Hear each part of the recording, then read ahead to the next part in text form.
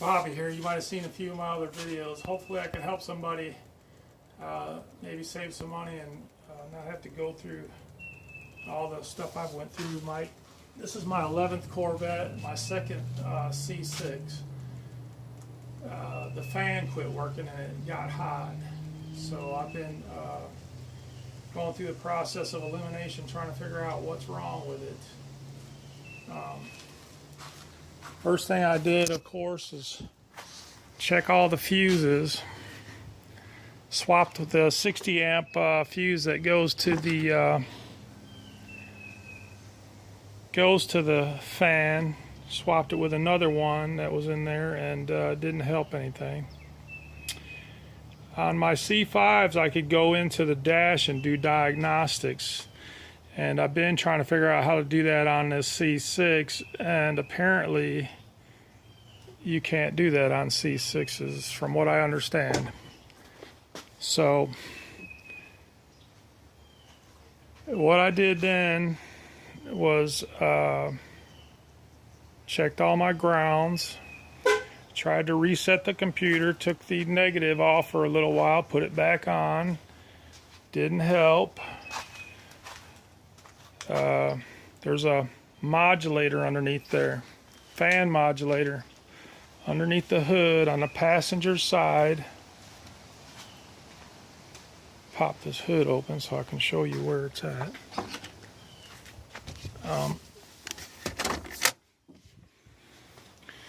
It's probably not going to stay open because it's up on ramps.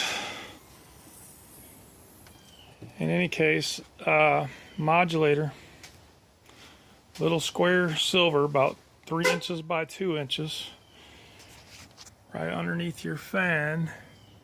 Not there, but you got to go up under the front end. Of course, Corvettes are low, so you got to go up, put it up on some ramps. I've got mine hardwired with a toggle switch where I could just turn it on manually. So I've been driving it for a few days with the manual on full time. Anyway, that thing sits right up in there. I've taken mine out. When I jumped it with these wires, somebody told me that if the fan runs when you jump this, it's not the modulator, but that's not true because you're not even going through the modulator. And then there's a little small wire on there that comes from the computer. If you stick something in there and then ground it out, it also will turn the fan on if it's working. And mine kicked the fan on, but that still doesn't mean that the modulator's bad. I found one for 99 bucks on eBay. They want like 300 at the auto parts store. I even took my front fender wheel off and my fender apart behind the passenger side wheel. If you take the plastics off, you'll find your computer, your EMC or whatever the hell it's called. Took that out, unplugged it, and blew it all out. There was a lot of dirt in it, but that wasn't it. So anyway, I was thinking about buying one of these things to hardwire a switch inside the car, which I think all Corvettes should probably have anyway, because every one that I've had has always run kind of hot. But anyway, you got your 60 amp right here that goes to your fan. What I did was switch it with another one that wasn't anything real important, and it still worked. And then I checked my small plastic fuses, and they seemed like they were all right. So anyway, what I decided to do today was go in there and pull the modulator out, because somebody told me there was relays in there. This car has no external relays for the fan. They're all built in, supposedly, that modulator, but what it is it's electronically, it works off electronics. And so come over here on my bench, and man, do yourself a favor. If you're going to take this thing apart, which really it's senseless unless you know how to, I'm not one of these big electrician guys. So unless you're a big electrician guy that can check these diodes and voltage regulators in here or whatever, then it's really not going to do you any good to open this up, because There's nothing in there except a computer panel with a bunch of these, I don't even know what you call those, diodes or something, voltage regulators, I think. It says 35 volts, 1000 something, F, 350 volt, 35 volt. So anyway, that's all that's in there. Not doing me any good. And also, if you are going to take it apart, you'll want to get the right size star wrench, because I ended up having to drill these out to get it open. Real pain in the ass getting open. So anyway, a friend of mine that has a Corvette's bringing me one today off of his 2005. Apparently, all C6s are the same. I thought some had 2 fans. Mine's a single 3-speed fan. So anyway, I'm gonna hook that up, and hopefully, if that one's good, it'll make my fan start working. Also, if you turn your AC on, your fan should kick on.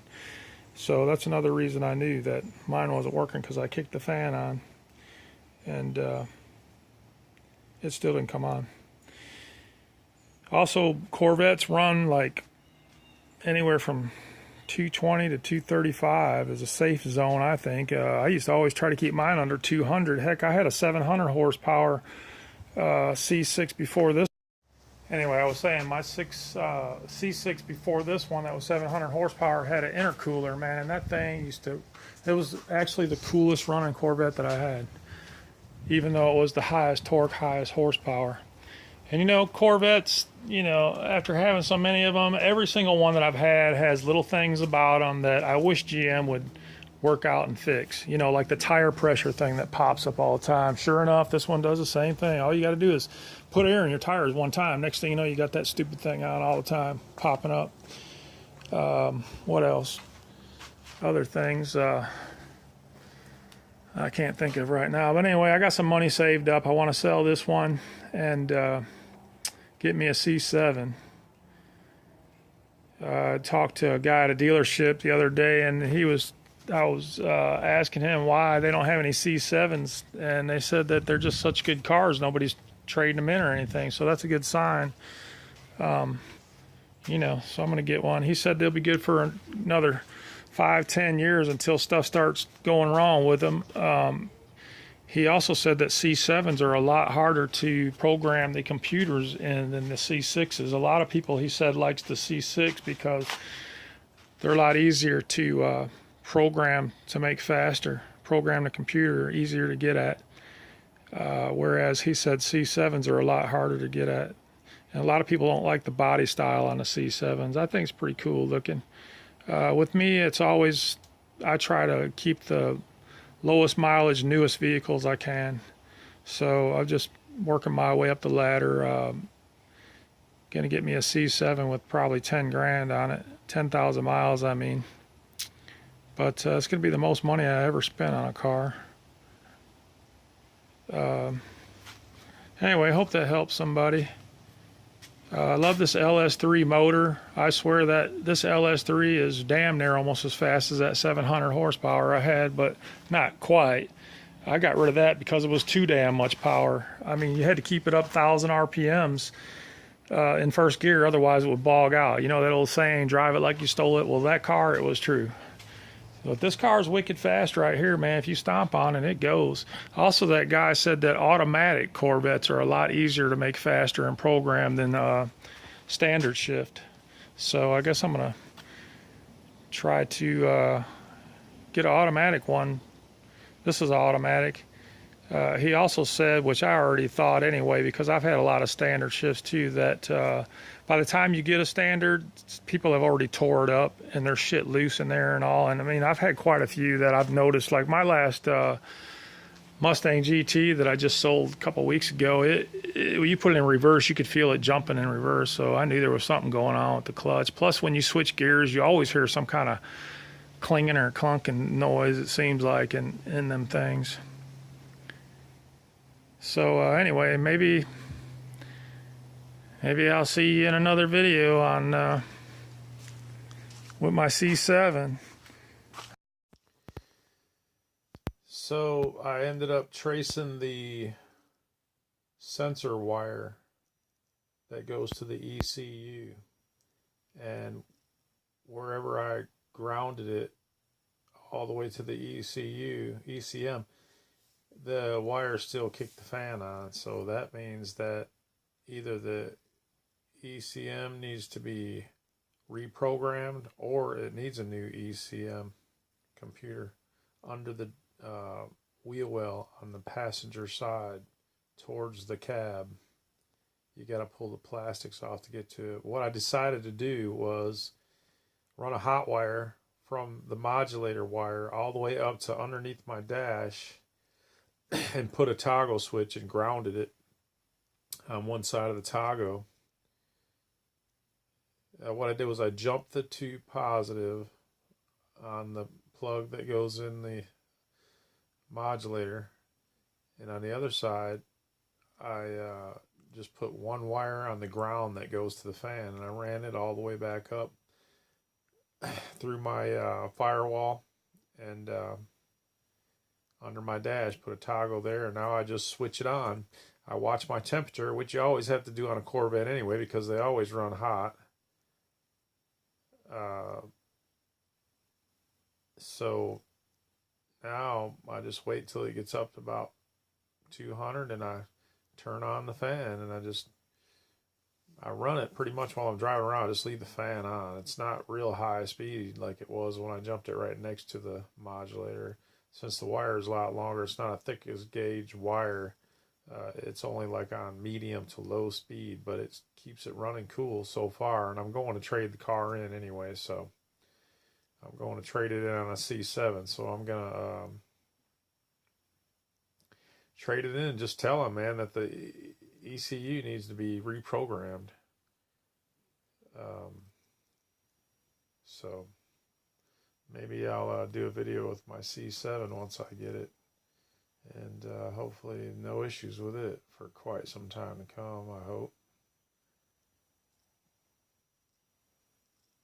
But anyway, those intercoolers, man, I tell you what, the most powerful Corvette that I had was a supercharged. It had an A&A supercharger on it. It was 700 horsepower, and it had an intercooler, man, and it was the coolest running Corvette that I ever had. So if you have a chance to get one with an intercooler or get an intercooler put on, they're awesome. Anyway, if you like my video, give me a thumbs up and subscribe. Take it easy.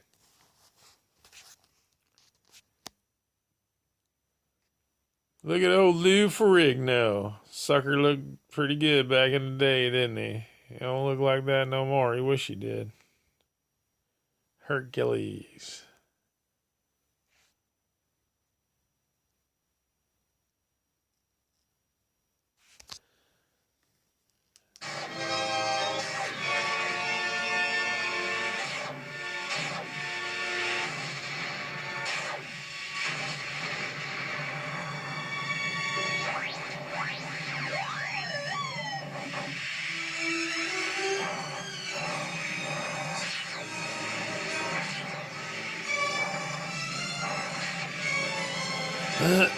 Pretty cool.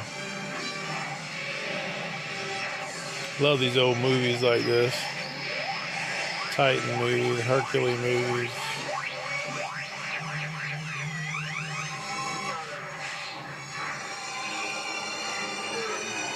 Planet of the Apes.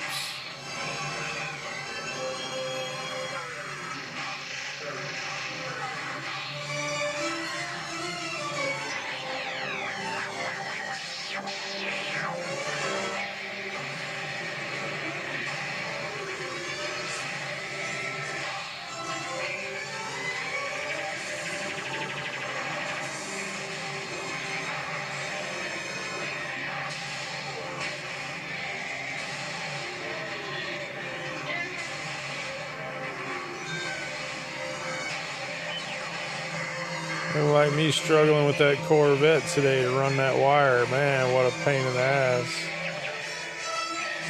Getting it through the firewall was the hardest part.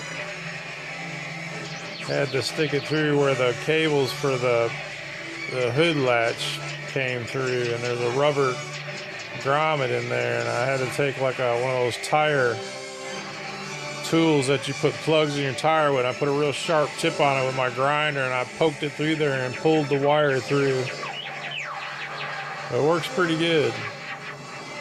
I think every Corvette should have a manual toggle switch on it to turn the fan on. You can pay $100 to get one that goes in the fuse box, but hell, I just ran ground wire all the way up there and grounded it out, kicks it on. His savagery has been cancelled. Has repented.